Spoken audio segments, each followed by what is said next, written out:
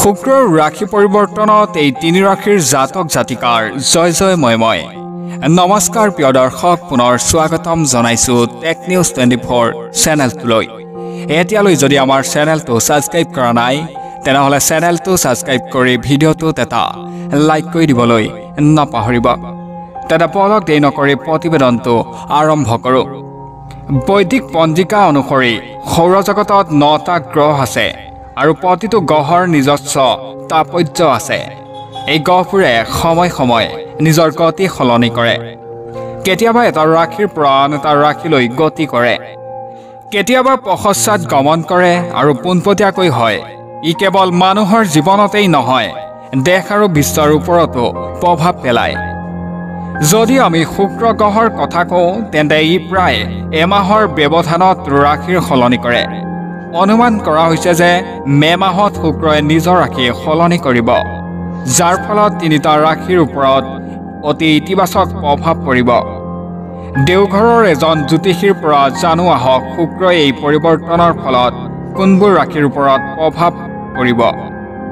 দেওঘৰৰ পাগল বাবা আশ্ৰমত অৱস্থিত মুদগাল জ্যোতিষী কেন্দ্ৰৰ বিখ্যাত জ্যোতিষী পণ্ডিত নন্দকুশৰ মুদগালে কয় যে শুক্ৰ কেতিয়াবা শুক্ৰ ৰাশিত আৰু কেতিয়াবা বন্ধু ৰাশিত পৰিৱৰ্তন কৰে সম্পত্তিৰ শুক্ৰ মীন ৰাশিত আছে আৰু 31 মেত মীন ৰাশিৰ পৰা ওলাই মেঘ ৰাশিত প্ৰৱেশ কৰিব এটা মেঘ ৰাশিৰ শাসক হৈছে মংগল গ্ৰহ যদিহে মংগল আৰু শুক্ৰৰ মিত্ৰ নহয় তথাপিও মেঘ ৰাশিত শুক্ৰৰ কাৰ্যকলাপ বৃদ্ধি পাব এই কাৰণে শুক্ৰ ৰাশিৰ পৰিৱৰ্তনে তিনিটা ৰাশিৰ ওপৰত অতি ইতিবাচক প্ৰভাৱ পেলাব এই তিনিটা ৰাশি হৈছে মেঘ মিথুন ৰাশি আৰু কৰ্কট ৰাশি এবাৰ জনাব ওলাইছো মেঘ ৰাশি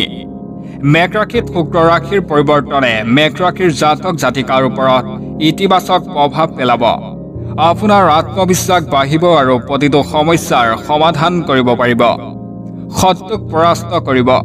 চাকৰি সন্ধান সম্পূৰ্ণ হ'ব আৰু বিবাহত বাধাৰ অন্ত পৰিব এবাৰ জনাব ওলাইছো মিথুন ৰাশিৰ জাতক জাতিকাৰ ওপৰত শুক্ৰই ইতিবাচক প্ৰভাৱ পেলাব কেৰিয়াৰ আৰু ব্যৱসায়ত উন্নতি হ'ব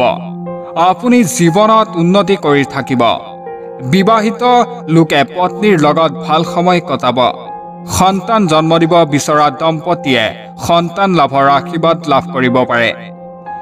ঘৰত শুভ অনুষ্ঠান হ'ব পাৰে আদালতৰ গোচৰৰ সিদ্ধান্তত আপোনাৰ পক্ষত হ'ব আৰু আপোনাৰ আৰ্থিক অৱস্থাও শক্তিশালী হ'ব এবাৰ জনাব ওলাইছো কৰ্কট ৰাশিৰ লোকৰ ওপৰত শুক্ৰই ইতিবাচক প্ৰভাৱ পৰিব